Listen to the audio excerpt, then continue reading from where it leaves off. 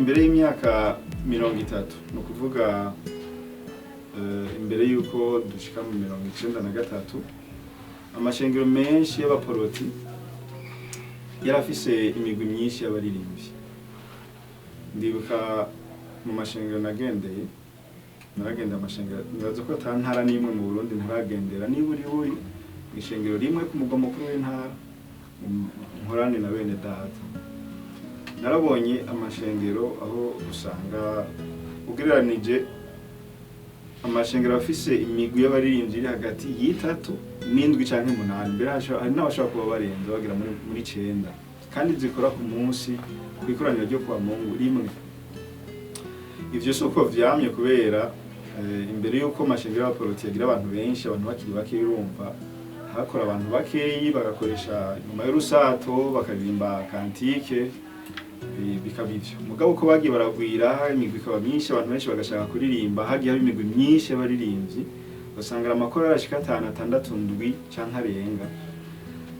Inyuma rero mu 1992 canke 93 leta imaze gushiraho itegeko ryahinduye amashengero rikagira amashirahamwe aho twita MSP, itegeko rya demystification de l'église. Haciye haduka umuvuduko w'amashengero menshi atangura y'abarundi ari no kwita l'église indigène, aho abarongozi bafise umwidegemvyo wo gutunganya amashengero ko bavyumva atarutonde rw'umumissionari kanaka bakurikiza. Ico gihe rero haciye hatangura kuboneka amashengero usanga mu itunganyo ry'amakoraniro hakora umugwi umwe bita umugwi wo guhimbaza canke groupe de louange. Ijambo jewe ntashima gose kubera rishari risigura ibindi uravye ico Bibiliya yerekana muri ico gikorwa. Rero kuva ico gihe hari amashengero amwe aya kera yaciye agumana imigwi, mugabo ugasanga nayo nyene batangujeho umugwi wa louange, wo bita umugwi wa louange canke groupe de louange, aho bamwe bavyita mu groupe d'animation, ryo rirarishe kurusha. Rero ubuye aho tugeze iyo migwi twita groupe de louange niyo tugomba kuvuga ko abo bakora ico gikorwa cyo kuririmbira Imana mu rusengero. Turavye muri Kolosayi igice ca 3 umurongo wa 16 turabonamo intumbero twotahura neza igikorwa c'abaririmbyi. Turavye ico mu vyete Paulo yagiye arandika, ndatora imirongo ntoyo umwe mugabo turashobora kurana no mu Efeso 5:17, mugabo reka nitizuyu.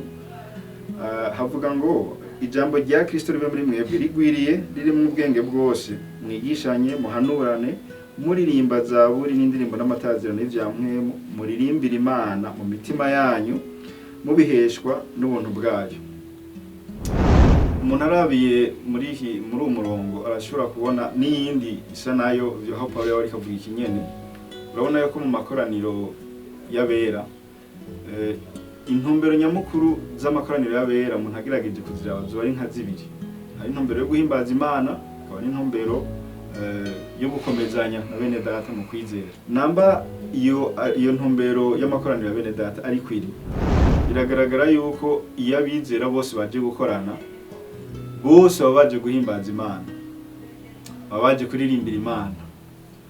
Umugwi w'abaririmbyi rero si bo baba baje kuririmbira Imana gusa, ni shengero nabera baba baje guhimbaza Imana mu buryo butandukanye. Mu makoraniro hakugurirwa byinshi bihimbaza Imana. Twaravuze ivyerekeye guhimbaza Imana ico arico, harakorwa byinshi vyerekeye guhimbaza Imana muri iryo koraniro. Rero kucerekeye kuririmba saba abaririmbyi bonyene baririmbira Imana, ni shengero nabahakoraniye bose baba bariko baririmbira Imana. No kuvuga rero igikorwa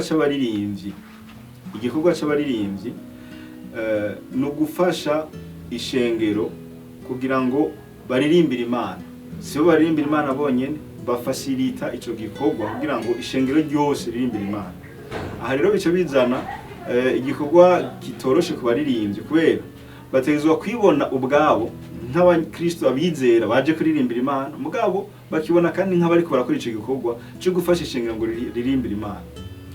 Rero uruhara rwacu nk'abaririmbyi no gushiraho ikirere gifasha umuntu wese yaje gusenga kugira ngo yoroherwe canke bimubangukire kuririmbira Imana muri uwo mwanya.